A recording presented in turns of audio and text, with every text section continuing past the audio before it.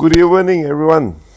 Today is the 6th of February 2021. A very nice, sunny, hot Saturday in Malaysia. Now, since we are all trapped at home due to the MCO version number 2, pretty much, every day you've been trying to wonder what do you do or what should you do, or maybe even go to YouTube and see what new recipe that you can cook, or even try to pick up a skill lah. Now today I just want to talk a little bit about options, specifically about US options. Why should we consider trading US options? Contrary to what a lot of people say about US options or options, it's not really a gambling tool. It's not really gambling. It is something I find it interesting. I find it very different from the normal buy sell stocks or unit trust or it's actually not as it is volatile, but it's something we always term it as defined risk. The risk can be defined, can be managed. So it's not really gambling. So this is something that I would like to highlight in this short session. There are many ways or trading strategies that we can employ to capitalize on the market. It may not be it may not just have to be a long position or short position. It could be just neutral, and you can manage the risk through delta hedging against the SPY of the general market and so on.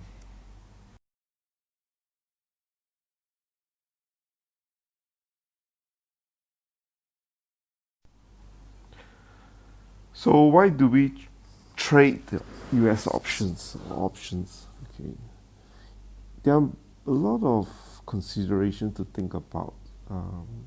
In this slide, I list down about six major factors you should consider before you would like to consider why you want to trade options, especially on US options.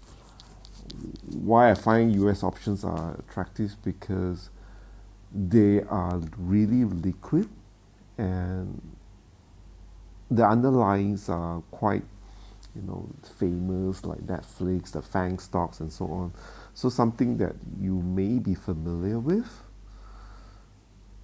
So the main reason, or okay, I wouldn't say the main reason. It wouldn't be fair to say the six reasons shall be ranked like 1 to 6 like that. But that's just on random basis.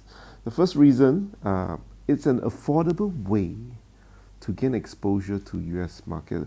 Why do I coin the term affordable? It's very simple. Look at Netflix share. It's about USD 500 plus. Look at Facebook, about 200 plus. Look at Berkshire Hathaway, it's about 30 over thousand or something, or 100,000. I don't even know what's the exact price number.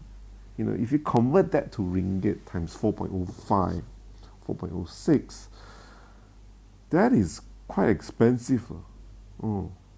That is very expensive. Buy one share of Netflix is 550 US dollars times 4, that's 2,500. You buy 2 shares, that's 5,000 ringgit. It's like, it's really a lot, it's very expensive. So options provide that alternative way of gaining exposure to the US markets. It's an affordable way because you buy one option is about 100 contracts in terms of the factor.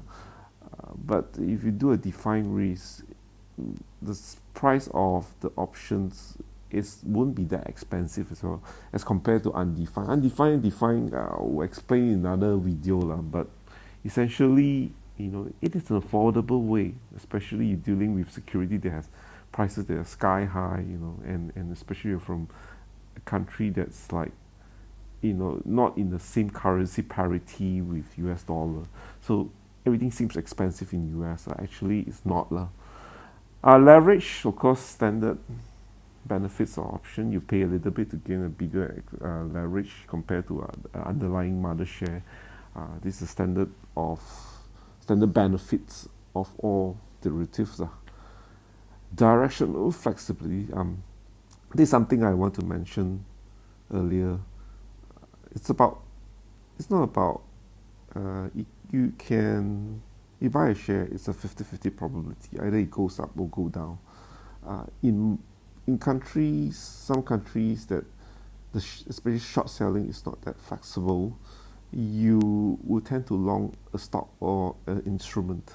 Whereas in option, you can assume different directional flexibility.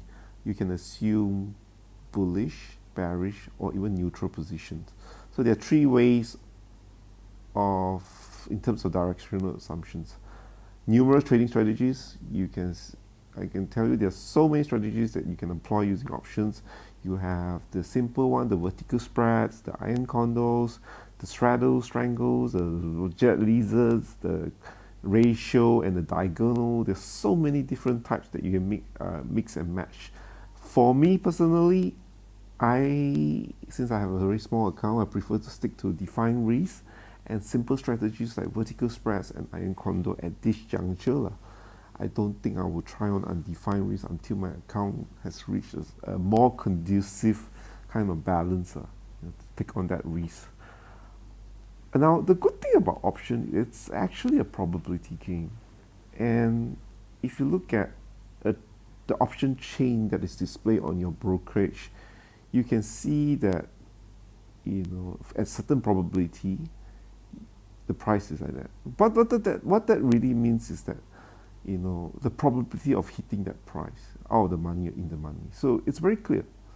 So that is something, if you put a higher probability of, let's say you sell an option, you put out of money, a far out of money, it will be cheaper option to sell. That means the premium you're getting is less. But if you put a closer to at the money kind of options, you get higher premium, but the risk of it reaching your short position is high.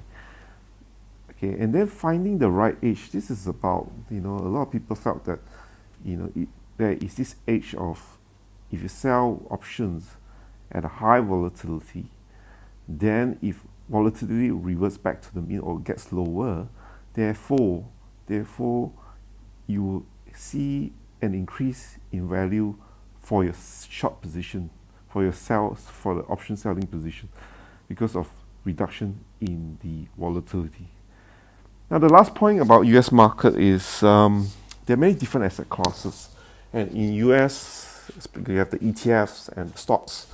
So with option you can actually capitalize on these different asset classes. So most asset classes, most assets or securities that are listed on US, they do have option. Some they don't.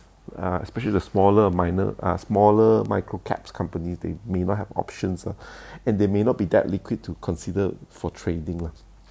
So in a nutshell, options, it's an affordable way to gain to the US markets. It's leverage, it's directional flexibility. You don't have to just stick to a long position. You can be long, short, or even neutral.